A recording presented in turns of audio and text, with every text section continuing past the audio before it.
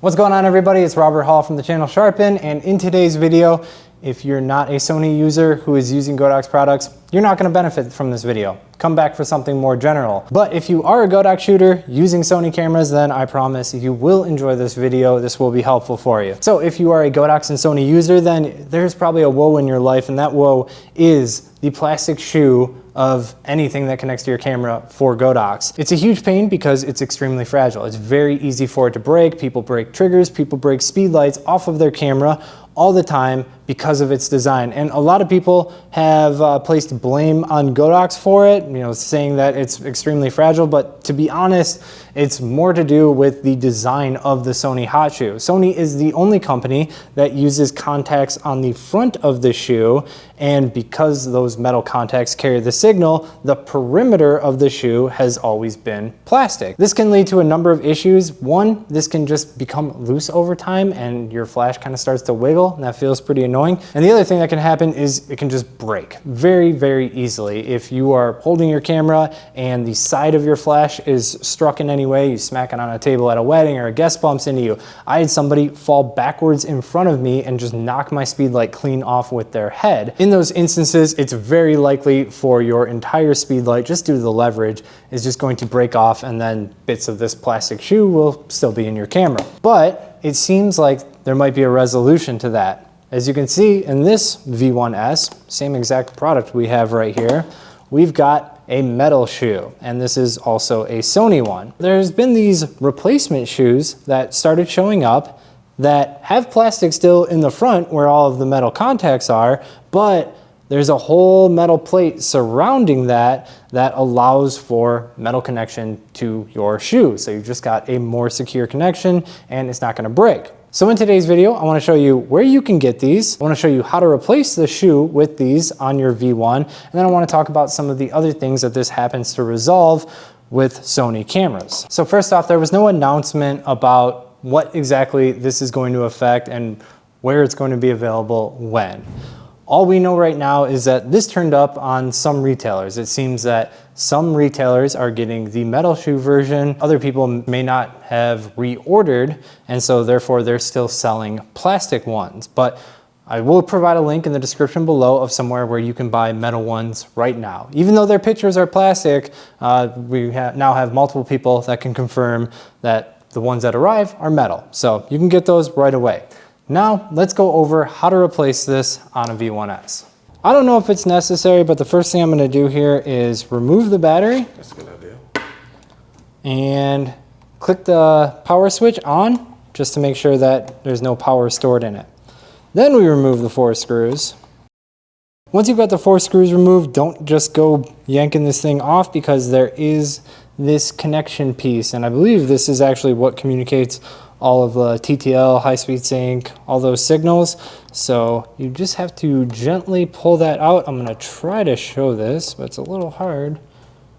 Just pull out away from it, and it pops right out. And that's it for the removal. Now all you have to do is repeat those steps backwards with your new metal shoe one, and you're good to go. The most annoying part of this whole process is trying to get the new ribbon in.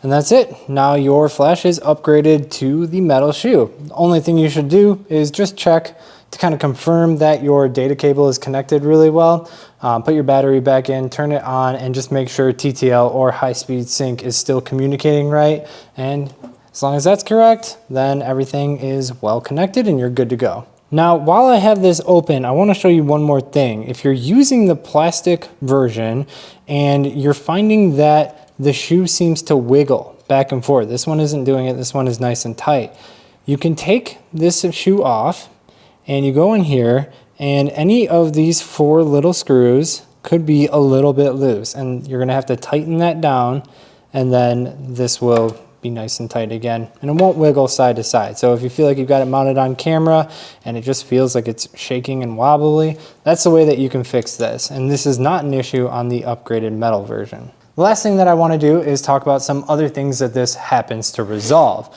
So if you are an A1 or an A7 Mark IV user, you probably know that this Godox stuff with the plastic shoe is a really tight fit. For example, if I put this on, and I've already done this dozens of times and kind of broken it in, but it still takes significant effort to get it on or off. And I remember the first time that I did this, I thought I was gonna rip the shoe off my camera just because it's such a tight fit. And I've actually heard that it's worse on the A7 IV than the A1 that I'm using right here.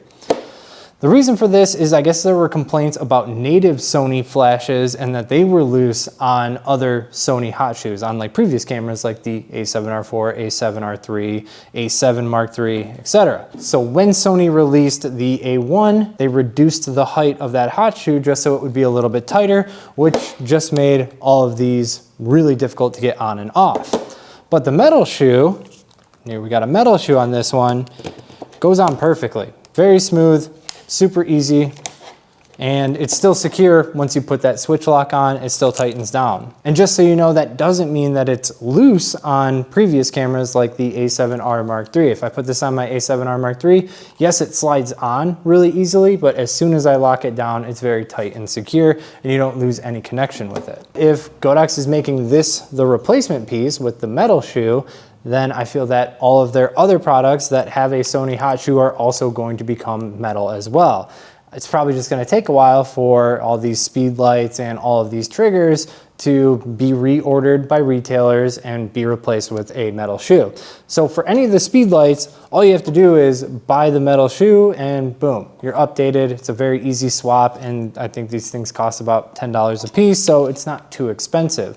Unfortunately, with the triggers, there is no replacement part that you can just swap it on. You would need a new trigger if you want to take advantage of that. I need some new triggers, so I'm holding out until I can confirm that somebody has the metal shoe version, and then I will buy some more triggers just because it's a more secure connection, and I'd rather have the comfort of knowing it's not going to snap off so easily. All right, so again, in the details below is the link to where I purchased the metal one. If we start to confirm that other retailers have this available, you know, I imagine this is gonna sell out really quickly now. If other retailers start listing it with metal and we confirm that metal is coming from other places, we will kind of update that in the comments below. Also, now you know that it's a very easy swap to upgrade to the metal shoe and how this fixes some other issues with Godox and Sony compatibility. So I hope this video was helpful. If it was, leave a video a like. If you want to see more, make sure to subscribe, and I'll see you in the next one.